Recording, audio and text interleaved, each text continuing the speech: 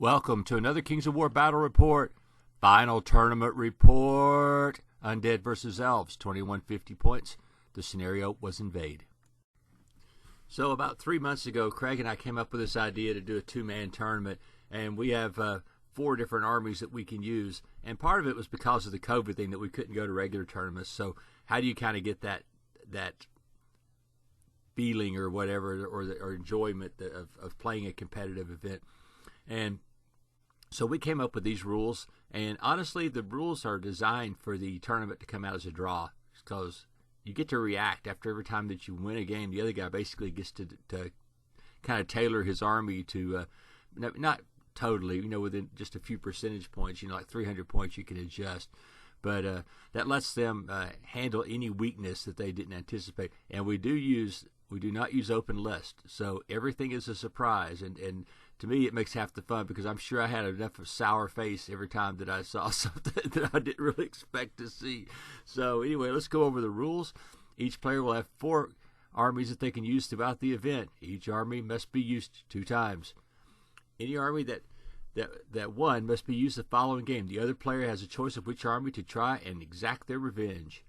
Any winning army may modify their list by 15% before playing their next game. And honestly, any army can be modified 15%. It doesn't matter if they won or not.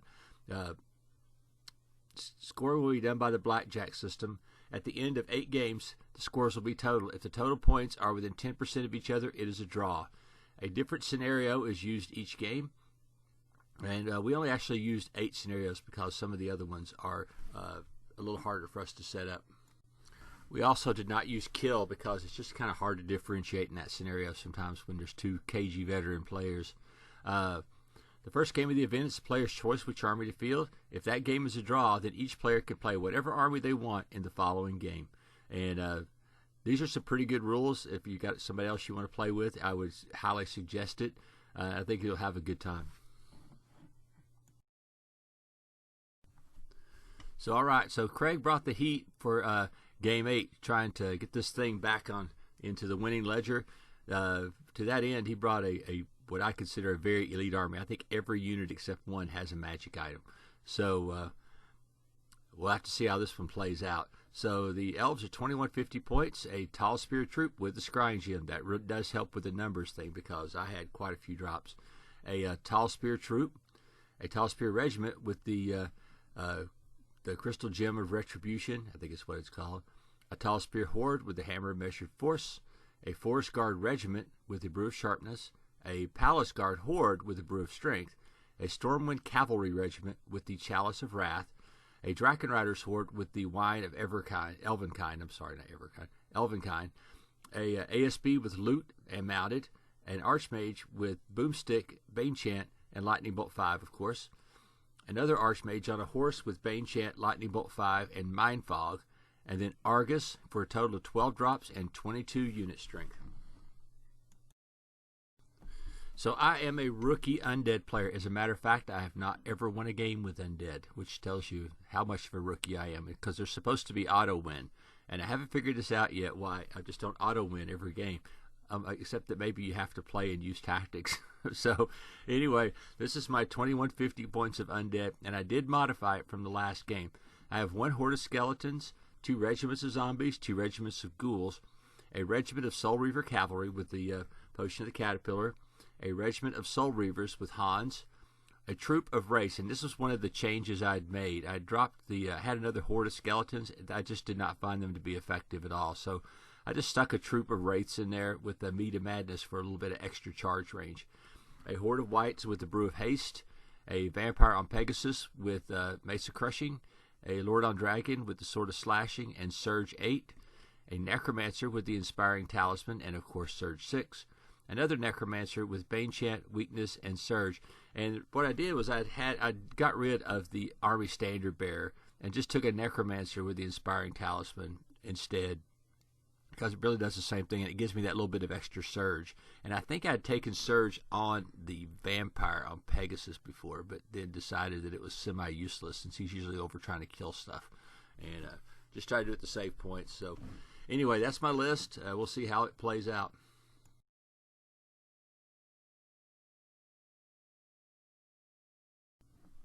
So let's talk about the tournament so far. I did not put the points on here because the games have been so close. There was not going to be any way that somebody could win this just on points and get a 10% above 10% differential. So basically, it kind of comes down to wins and losses. So game 1, Craig beat me with his Empire of Dust versus my Brotherhood. The game 2, my Empire of Dust again versus Forces of Nature this time, but the Forces of Nature were able to prevail. Game 3, Forces of Nature versus Salamanders, and again the Forces of Nature were able to prevail. That was a really good army. Game 4, the Salamanders butchered the Brother Mark, poor Brother Mark, Brotherhood, whatever they are. And Game 5, Varangur versus Northern Alliance, a very, very, very tight game. Game 6, of all the games, this was probably the least close, Varangur versus Northern Alliance, and that's really because Craig's dice just turned into goo. They were awful. Game 7, Elves versus Undead. Craig comes roaring back and beats the Undead. And like I said, I thought I was supposed to auto-win if I rolled Undead out there, but, you know, I've already had lost 2 games in a row with them, you know, so I still lost again. And then Game 8 is Elves versus Undead. Now, Craig has to win this one to draw the tournament, so I was probably a little more relaxed in the end because no matter what, I was going to get a draw or a win. So, you know, even if I lost, I still was okay. And like I said, the way the tournament rules are set up, the whole tournament really was set up to be a draw. Just because of the way the game played. And Craig does a really good job this time selecting his army to gain revenge on my Undead. And hope you enjoyed the battle.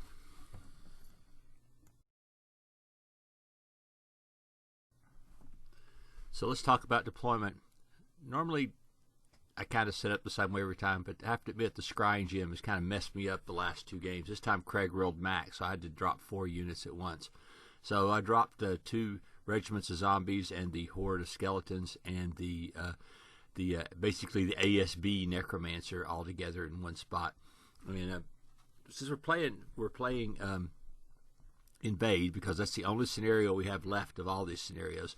I just need to get across. And so I was just trying to pile some unit strength with those units there, just try to get across the table. And off to the left of them, I put the Soul Reaver Cav and the Dragon over there, and I think I also had the other Necromancer with them. And then on this side though, and I had a unit of ghouls over there as well, because that unit of ghouls was just going to run down to that table corner over there and try to get some points on the invade scenario. I didn't realize at the time that ghouls are unit strength 3. That's freaking amazing. You're talking about, you know, Undead armies being quasi-broken, but unit strength 3 regiment, you know, I usually only see that in like Kingdoms of Men. So, and they're fast. I mean, they're relatively fast. They move 6. So on this end, I put the whites and the other, some ghouls and the vampire on Pegasus, and their job is just to sell their soul to keep Craig's stuff from coming across the table and to try to destroy as much unit strength as possible. Really made a mistake with the whites. The whites should have been near the necromancers. It was, like I said, I'm a rookie player of Undead, and so, you know, I haven't really got which stuff I need to put together yet. The thing I did do better this game than I did the last game is I put my Soul Reaver infantry in between the skeletons and zombies there in the very middle. And the reason why last time he just kind of ran over the skeletons and zombies, but when you put that unit of Soul Reaver infantry in there, all of a sudden, you know, you got to watch out, because once you get kind of tar pitted by the crappy troops there, then those guys come in and wipe you out. Because it's like I told Craig, I said, if they swing at you, they wipe you out. They're just that freaking good. And so that's how we set up, at least on my side of the table. And I'll go over Craig's in just a second. Okay, I hope I don't butcher the elf deployment, but let's see what we can do to describe what's going on here. On the very left of this picture, you see a troop of tall spears. Next to them is, I think it's the archmage with the boomstick. Then a regiment of tall spears, and behind them a horde of tall spears. And then another troop of tall spears, and I believe that's the ASB and the other mage, the one with mind fog, is hiding back there. Then the horde of Palace Guard, a incredibly lethal unit, and behind them a regiment of Stormwind Cav, also a really good unit, and then an amazing unit, the Draken Rider horde with the Wine of Elvenkind, and then finally in the woods are the Forest Guard with the Brew of Sharpness, and I've come to have a healthy respect for Forest Guard with Brew of Sharpness over the last 2 games, and they are primed on my I need to get them off the damn table list at almost any cost, because wherever they touch, they seem to kill. And that's the whole thing about this elf army, is that they hit so much, and if they have the Bane Chant support or the Brew of Sharpness or strength, just like, hey, swinging at you, okay, 16 out of 18 hits, holy crap, that's pretty lethal. And so that's how this army is structured. It's very elite, but what it hits, it kills. And so that's what I was saying, is you really have to sacrifice units to try to knock 1 or 2 of those big heavy units down.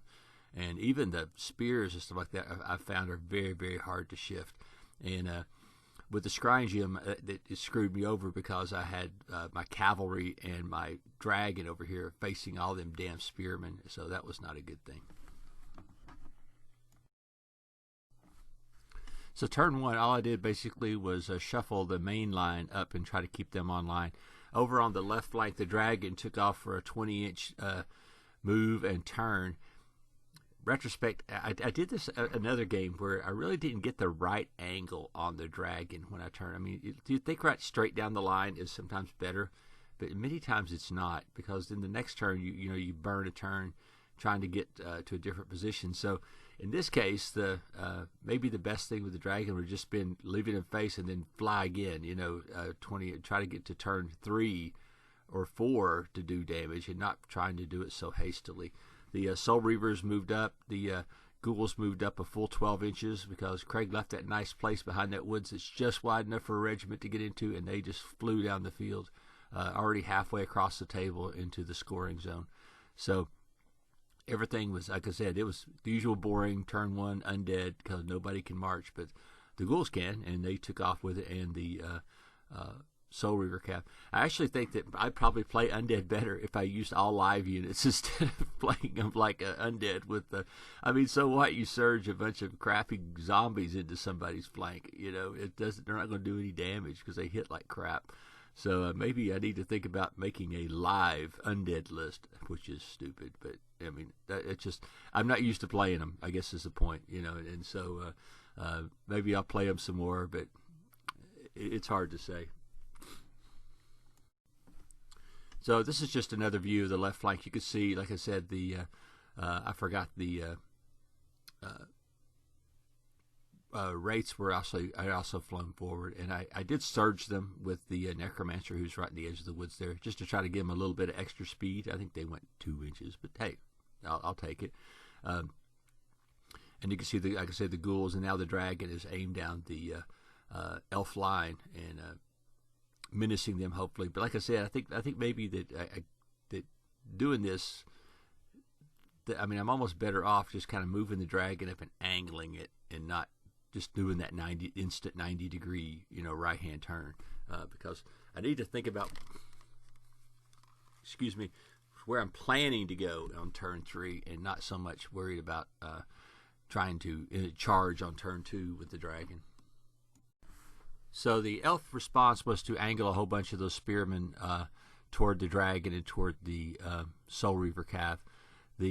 Across the table, and he moved up pretty far with his Palace Guard, and I warned him that the Ghouls had Wild Charge D3, and that I could potentially reach him for a turn 2 charge, but I don't think he thought I was serious about charging on turn 2. But anyway, I really liked my position here, because one thing about phalanx units is phalanx in a regular army are good. Phalanx in a damn Kingdoms of Men army are amazing. In this army, they're just good, and so you can go ahead and charge phalanx units, and have a pretty high chance of success to bust through them eventually, even with. But I just was stuck fighting these stupid spearmen the whole game. Just because they're just hard to get rid of, because they have they're got elite. They hit a lot of times. Craig had excellent Bane Chant support. So, and the Horde had hammer measured force, which I remember from the last game. So I wasn't about to go flying my dragon into that crap. I needed skeletons or something to be fighting them, or zombies. I didn't want any good units fighting them. So that's the plan. So his palace guard was within 15 inches of my ghouls, and I just decided to pull the trigger. I got to get rid of that unit. I mean, that unit is so lethal. Anything it touches, it kills. And even if I'm sacrificing maybe even more points to get rid of it, I think it puts me in a better position. Plus, their unit strength 4, and that has a big bearing on this game as far as since we're playing Invade. So I went ahead and wiped them out, backed the ghouls up. I just went ahead and moved forward with the whites, which was dumb. I should just back them up too. And then when the vampire on the Pegasus, I didn't angle enough. I thought I'd angled enough, but I didn't. And Craig said, "Hey, you didn't angle enough." After I'd already moved, I said, "Look, man, I moved it. You know, you can take him out. Nothing I could do about it now." I'm sure he would let me turn it, but that's not the point. I mean, the point is I made a mistake, and we're playing a tournament, so we're a little bit more lethal. We're a little bit more vicious with each other than normal. And I mean, I'd have a problem with it. Don't get me wrong. It was just like, like I said, it was my fault. I shouldn't have done it because I figured what was going to happen is something was going to get me in the flank. Either the Drakens were going to get me in the flank, or the Forest Guard were going to get me in the flank, and either way, I was dead. So, like I said, no harm, no foul. Everything else moved up, and you can see where all of his guys are pointed toward the middle of the table. But my skeletons, I surged him up to crest the hill to try to put some pressure on the flank of his spear units over there.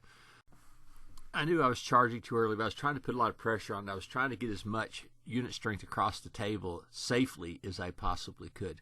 But you can see these skeletons have crested the hill. Now they're putting pressure on the spear regiment. I'd already wiped out one spear troop with the whites and the cavalry, the Soul Reaver cavalry, and the dragon just did like a little nimble movement. I don't know what I was thinking. I mean, I should have just instantly turned and met 20 inches behind his army, and instead I'm playing goof around with these stupid spearmen. And like I said, there's just times that I don't even know what I'm doing when I'm doing it. You can see the ghouls have moved over there now in scoring world. Well, actually, there's quite a bit of my army is actually into scoring position or very close to it.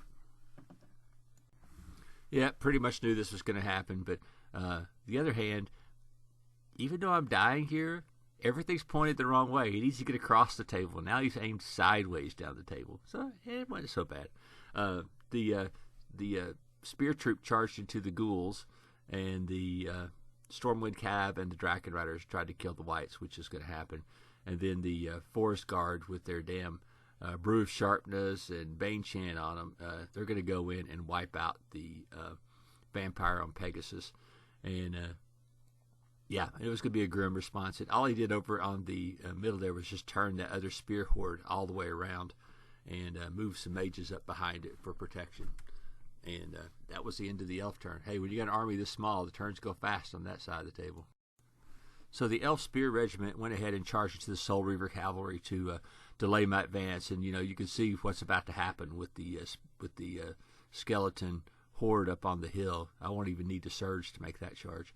And so he's setting up a delaying action here to keep me out, to keep my dragon and my whites and stuff occupied.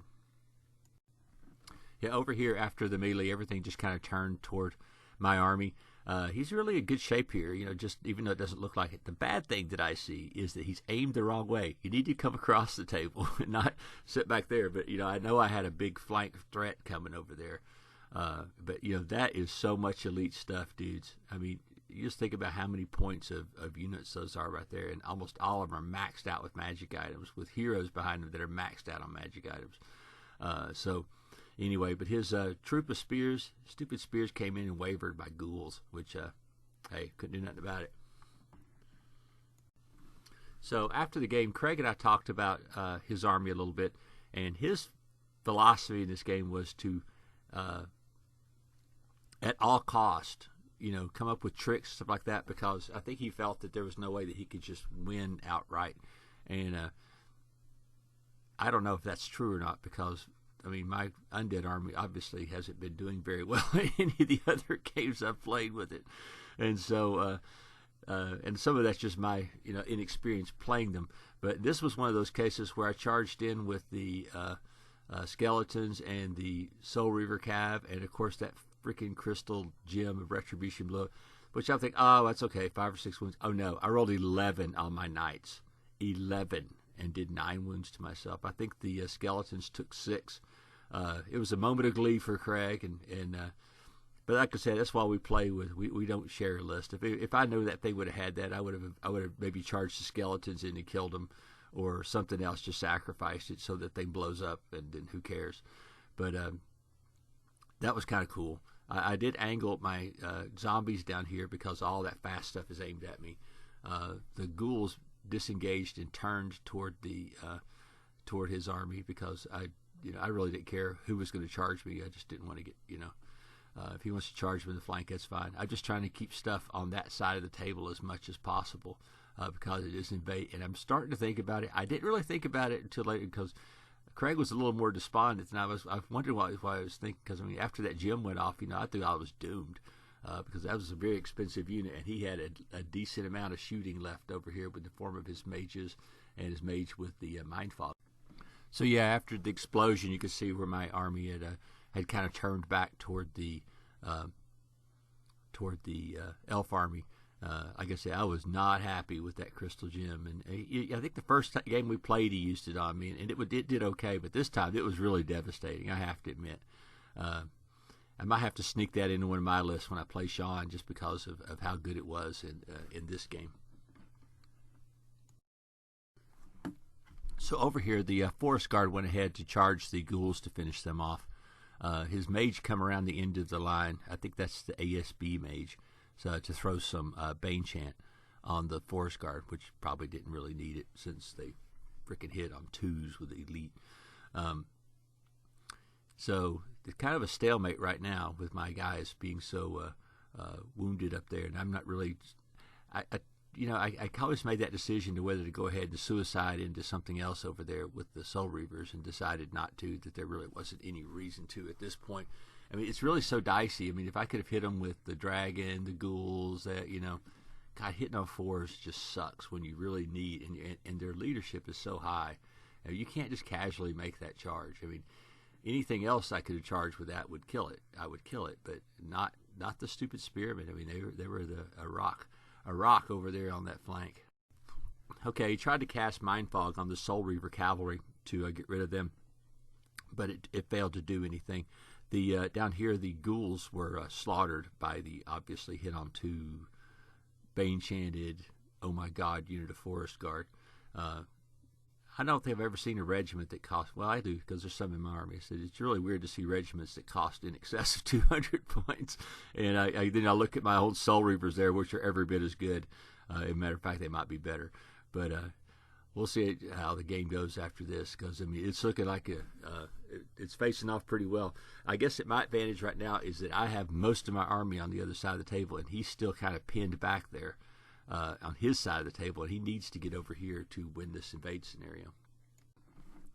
All right, you probably see some bad playing happening here, but when his Forest Guard got there, those guys hit on 2s, and so I just took the opportunity when I could to butcher them with the Soul Reaver infantry and the zombies. I didn't care.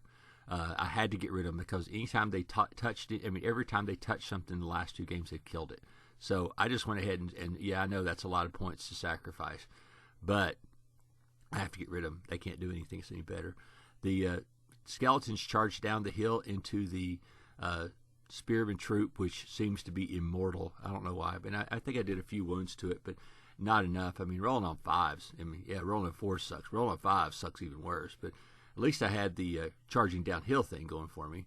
And you see, finally the dragon. I finally figured out a spot I could fly the dragon, but then I couldn't turn to face. But I figured, I mean, I still had another turn or two, and that maybe the dragon will. I mean, that's the thing is now, because of the invade scenario, he has to react to it, because if he starts walking away from the dragon, I'll charge him in the rear and kill whatever unit that's there. If he stays there, obviously I'll win the scenario because all my unit strength's over there. So it's really a rock and a hard place thing with that dragon right now, and I should have done it earlier in the game, but I've been a little tentative with him.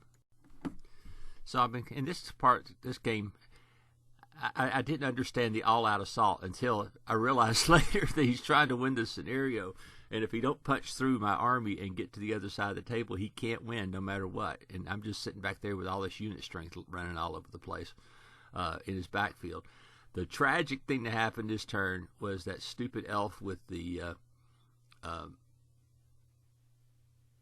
Mind Fog destroyed my Soul Reaver Cav, and that hurt bad because that's an expensive unit. And and that was the thing, is the dragon was there protecting him with Inspire, and I'd moved it off. And I don't think Necromancers have Inspire. So the one on the right here, the blue one, which is I borrowed a Tomb King model, it had Inspire because I'd given it the Inspiring Talisman. But that was awful. I mean, if he hadn't got rid of him, though, it would have been tragic, I'm thinking. But regardless, he did, and that was a good trick, and it worked once. Craig, it'll never work again. Just, hey.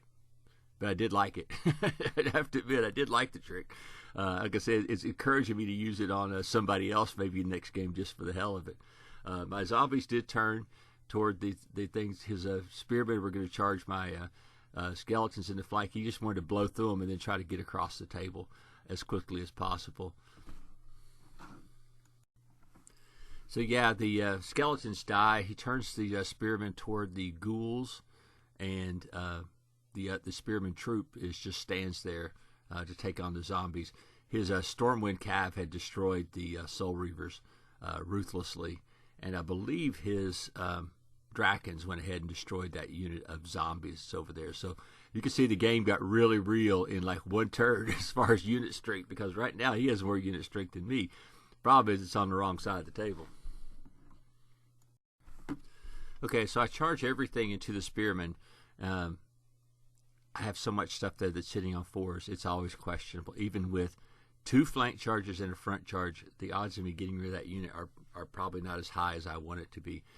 The good thing that happened out of the deal is I didn't kill him, because if I would have killed him, he could have charged straight into things a lot easier, as opposed to, but they're being wavered, it stuck them, and it protected my ghouls from being charged. Yeah, I'm going to lose some other stuff, probably these zombies on this end, and maybe another unit, maybe even the white.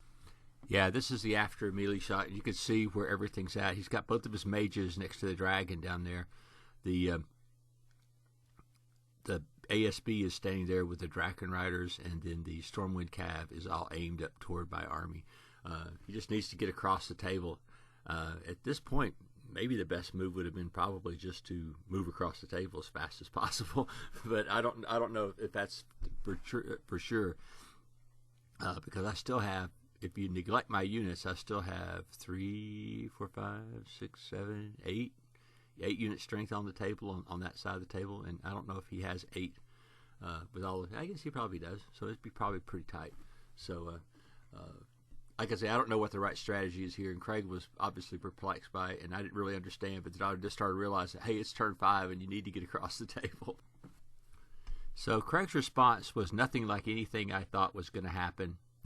I have no idea what's going on here. I don't know if the best thing to do is just to move across the table and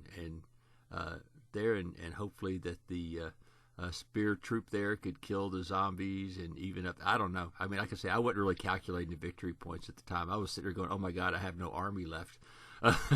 So what he did was he charged both mages in to ground my dragon, and then the Drakens came and hit the flank of the whites, which I did not see that move at all. I mean, I saw it, but I was like, oh, he won't do that. And of course he did.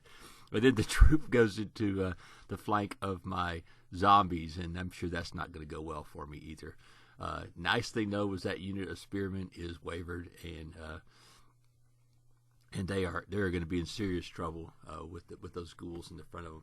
Ghouls in the undead army are so amazing. I mean, I sit there and I said that about the alive army. I guess it's bad that you can't surge them. On the other hand, they're a damn good unit, just like they are. And I'm really pondering getting some more ghouls. I'm not going to buy these expensive metal Games Workshop ones that I've had for decades, but I'm really thinking about getting some more ghouls for this undead army if I get fired up to play undead again. So up here, the Stormwinds went ahead and charged and killed my Necromancer with the Inspiring Talisman. You can see the rest of the charges, and his stupid magic users charge in, hit on a 5, and rolled a damn 5, and grounded my dragon. So that was really bad, because I needed the dragon to kill off those Draken Riders, because they are a huge threat to what unit strength I have left on the table. For once, his stupid troop of spearmen did not kill a unit. And so I was still good to go there with, I was going to die. I mean, I had hardly any wounds left, but he rolled really low on that break test. And so the zombies survived a turn for some unit strength. And over there you can see, the whites did die. Now he's turned toward the dragon, and the 2 mages are fighting in front of me. And I'm going to have to come up with something to figure out how to win this game. So if you notice the change of perspective, my other camera batteries ran out, but fortunately I had charged my phone. So this time the phone was able to take over. The ghouls and zombies killed the spearmen fairly easily, and the zombies just turned toward his troop of spearmen right there.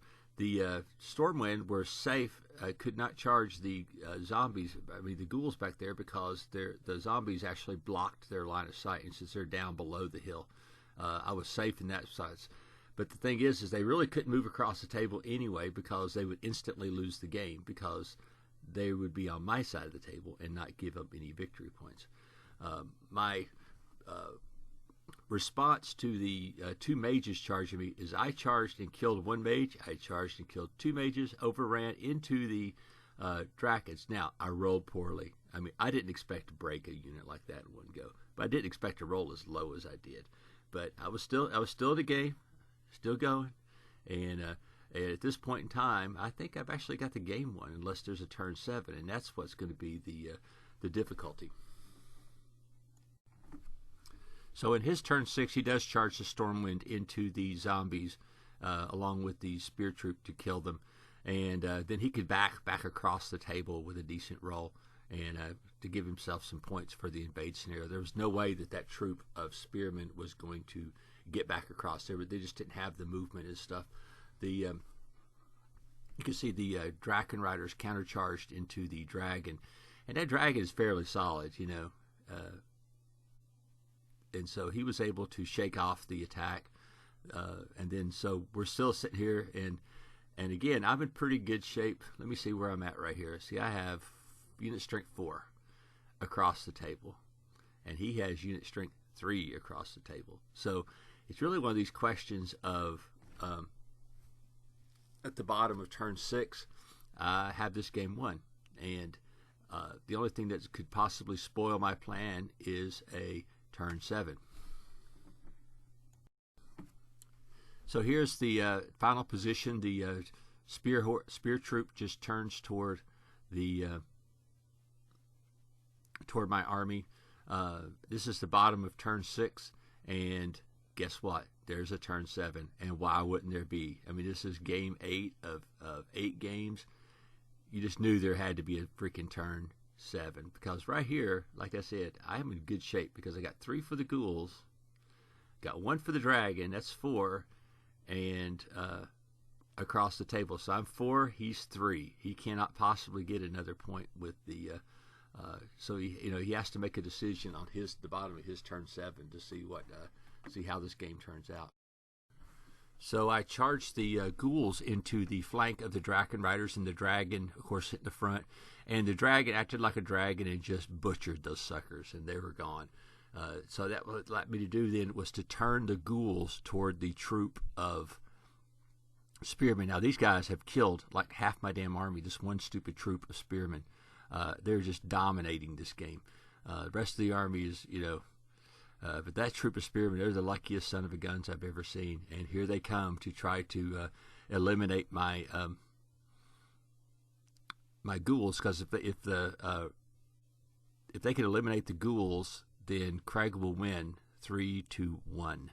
And right now I am winning 4-3. So here we go. Bottom of turn 7. So here it is. After 8 games, after months of playing, trying to get through our 2-man tournament, it's finally down to this dice roll to see what the final outcome of the tournament is. I mean, you think about how many games we've played and how many swings back and forth in luck we've both had. And here it comes. Well, the ghouls charge in. I believe he failed his Bane chant because I don't see our marker on it, but he may not have. But the bottom line is he did 5 wounds, and the final morale check was a 7, which means I survived. Hell, it didn't matter if I was just wavered. I did have the dragon there in case something bad happened as far as morale. But at the end of the game, here I am. I have 4 victory points to his 3 victory points for his cavalries on the other side of the table, and that is a win to the Undead, my very first one.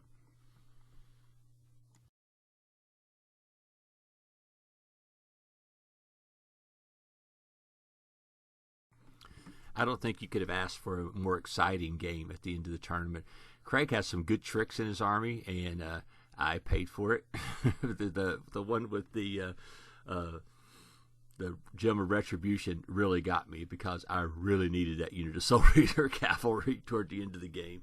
But I think that my plan, though, actually was fairly solid, which is get as much stuff across the middle as possible and then just sell my soul over here on this flank to keep him from, scoring and everything. But checking out the Forest Guard, I mean, not the Forest Guard, but the Palace Guard before they even swung one time, yeah, it was probably a bad exchange for me in the long run. But on the other hand, I got rid of that stupid unit. And the same thing with my Soul Reaver infantry killing that unit of Glade Guard, or Glade, whatever they are.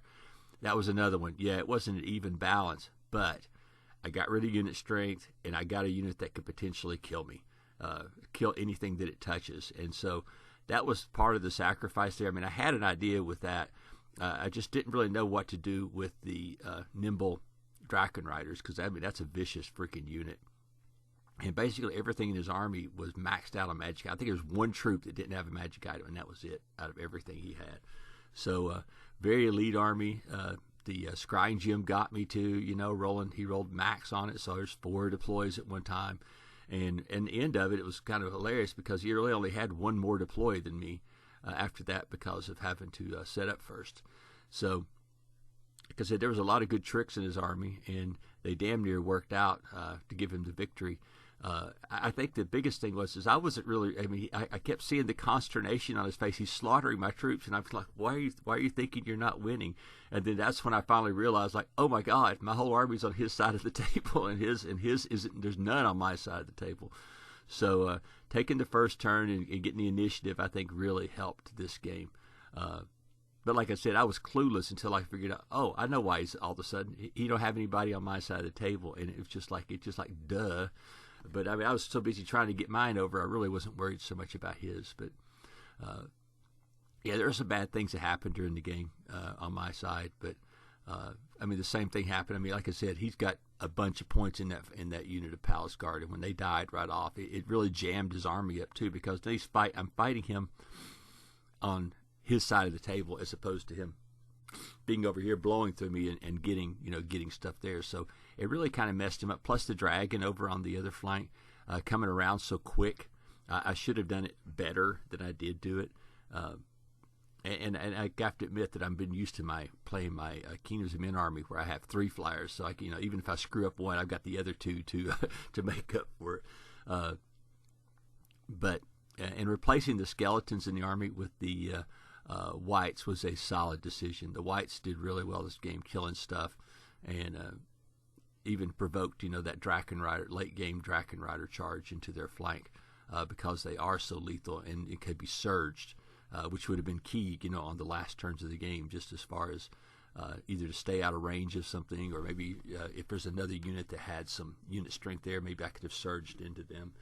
But I really like that swap out, and it did give me enough points for it having a second Necromancer as well. I think I've taken the points off some of the other upgrades I'd done. I mean, I had 300 points worth of upgrades, and so basically I had a 70 point. I used 210 points of my 300 plus 320 to make those changes, so it's not that bad. But I really think it made the army much stronger having that unit. I kept debating it early, and it was and I've been doing this to drop my whites and going for the second dragon. I don't know what the right decision is there, whether that's a good choice or not. But I mean, the thing is, the whites have unit strength 3, and I think that makes them better in the long run. But shambling flyers to me are just, I haven't mastered that yet. It's just not something that I've used with my other armies. So it would take a while to play, but I haven't had as much success. I mean, like I said, the thing with Undead, everybody, but I get the impression I get, you just roll the ball out there and you win. Well, that's not the case. You actually have to play the damned army, just like any other army. And while they have some huge advantages, they are not, by any means invulnerable to being fought, because Craig proved it here. He kept down to the very last turn of the game, and he beat me the game before. So part of the thing is about this tournament, though, is that ability to adjust, because I already knew what he had. I mean, if I really wanted to say a better way to do that was actually not allowing the victor to change their army list at all, unless they just have some error in there that that they point out and say, hey, dude, I gave this guy an item that is useless, for my army. Do you mind if I change out the points? But if I was going to change the format, I would say you can't change. The victor cannot change their army, and only the guy that lost the game before gets to change theirs. And I think that would make it, come back to what we were talking about, making the idea of the tournament being a draw. I think that would fix that problem right there, because last time he didn't have that stupid exploding gem in his army, and this time he knew I was coming. And that's what I'm saying. The victor shouldn't be able to adjust things. It should be the loser that gets to adjust things. So if I said I'm going to rewrite the rules, I think that would be the thing, is that the loser could change up to 15% of the army, but the victor, he just has to stay with it. So kind of dance with the girl you brought to the dance kind of thing. And but anyway, it was a tremendously fun. And if anybody else ever tries it, I think it would be great. I mean, I have so many armies. I think I have a dozen, and now on top of the dozen, I have duplicates of armies inside the dozen. I mean, I have, God knows, I could probably field 4 Skaven armies alone, or Ratkin armies alone, and I know I could do it. Maybe 6 Kingdoms of Men armies, just to have so many figures, and they're all painted, which, I know that sounds snobby, but I've been collecting models since I was 15 years old. I'm 60. And so I have a lot of models, and a lot of them weren't Games Workshop models, or Mantic models, but some of them are just historicals, Hinchcliffe and Heritage and stuff like that I've had over the years. But I used to own a hobby shop, so I had the economic advantage of buying things at cost, which was really good, as far as collecting models. And I got my start with a lot of Games Workshop models that I have so many of after I sold my Battletech stuff, which I had been accumulating since Battletech was new. I don't know how much money I made off selling Battletech models. It was an immense amount of money. I mean, compared, some of the mechs were going for $40 and $50 a piece since they were the originals. And I still have 3 or 4 just for sentimental value, which I'm not going to sell. But that's how I got so many figures, and plus owning the hobby shop, buying them at the discount did not hurt the cause either. Plus, some judicious eBay stuff and things like that. And I didn't sell my armies during the great Games Workshop explosion of. I just kept them in a box for a decade, and now I'm just now pulling them out. So that's how this Undead army. It's basically all my old Undead game from my Games Workshop days.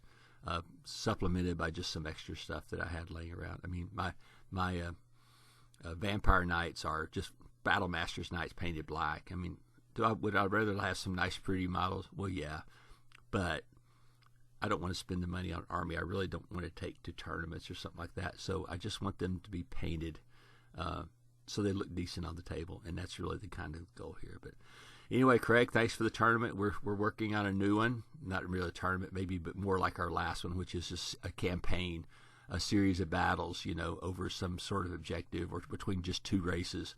And really think that that's going to be fun as well. We're trying to work on the rules for some sort of underground tunnel fighting campaign. and I think that's going to be an interesting way of playing too. But I don't know what armies we're going to play yet in it, but hopefully it'll be fun.